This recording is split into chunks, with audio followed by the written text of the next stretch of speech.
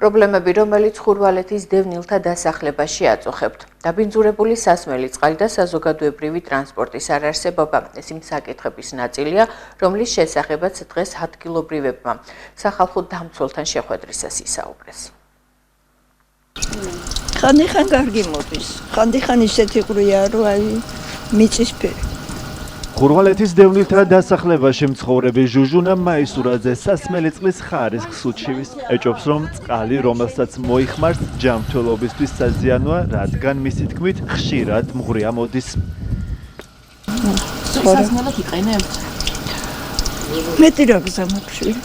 მოხუცი ვარ და შორს ვერ მივდივარ, რომ ვიყიდო და ნაყიდიც ეხლა რა. სარეცხით მიგივხმაროთ. სასმელი წყლის პრობლემა ხურვალეთის დასახლებაში მცხოვრებ თითქმის ყველა ოჯახს აწუხებს. ადგილობრივების ნაწილი წყალს ყიდულობს, ნაწილი კი იძულებულია ის მოიხმაროს. არ ვარ შემოგევლე. იმ დღეს ისეთი ყრია მოდიოდა 1-2 კვირა, რომ აი წყალს ვერ ავსვამდით. წავიდოდი გორში, ვიყიდიდი 10 ლიტრიან პლასმასებზე და იმით ვსვამდით ხოლმე და იმით ეს საჭმელად ავარ. დასაწყისად არ ვარგა რა. ავატყოფი შვილები მყავს. პრობლემები ნაკლები გვაქვს, საყოფაცხოვრებო პრობლემები თითქმის აი უმნიშვნელო, მაგრამ ყველა ერთხმად შევჯერდებით იმაზე, რომ არის ცოტა სასმელი წყლის პრობლემა, ასე ვთქვათ, მოსახლეობაზე 60 თუ დღე ეს პრობლემა.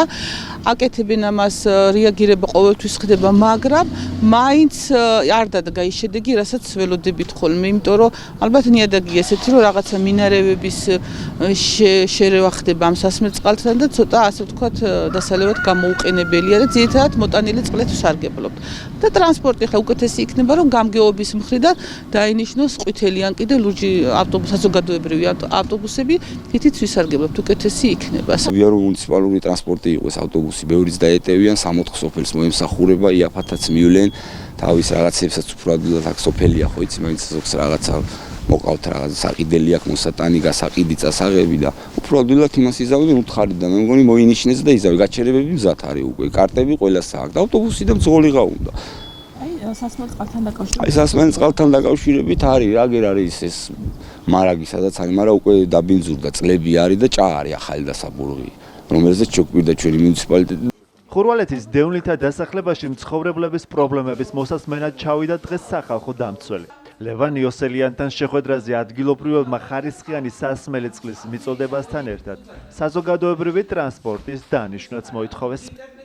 წყლის ხარისხი არის ძალიან ცუდი, დაბინძურებული და პრაქტიკულად ვერ იყენებენ ამ წყალს ისინი სასმელად და ტრანსპორტის პრობლემა, რომელიც ასევე სხვაგანაც პრობლემატურია ხოლმე, რამდენიმე სოფელი მთლიანად მოწყვეტილი არის მუნიციპალური ტრანსპორტის შესაძლებლობას. გასაგებია, რომ დადის სამარშრუტო ტაქსი და კერძო ტაქსები, მაგრამ ამ ადამიანების მოთხოვნაც არის, რომ მუნიციპალური ტრანსპორტი იქნას დანიშნული, რომელიც რამდენიმე სოფელს მისცემს საშუალებას, რომ დააკავშიროს ქალაქთან, გორთან თუ თბილისთან.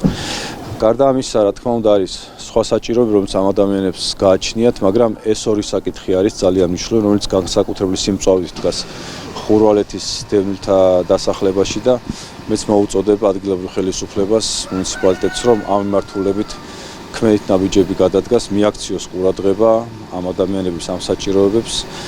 გადაიჭრება თუ არა ხურვალეთის დევნილთა დასახლებაში არსებული პრობლემები ჯერჯერობით დაზუსტებით არ იცის ადგილზე მერის წარმომადგენელმა. იგი აცხადებს, რომ ტრანსპორტის დანიშვნის საკითხზე მუშაობა დაწყებულია, თუმცა სასმელ წყალზე არაფერი არ იცის. რემონტდება ტრანსპორტი, გაკეთდება და იქნება ამ ხაზზე, ხურვალეთზე და წიწელუბანზე. და სასმელ წყალთან დაკავშირებით? სასმელი წყალი აიღრეს როგორ ხდება იცი, როცა დაბლა ფენებში რა ვიცით რა ხდება. შეიძლება 6 თვე 8 თვე არ აიღრეს და ერთხელ აიღრეს წელიწადში. შესაძლებელია ესეთი რამეები ხდება.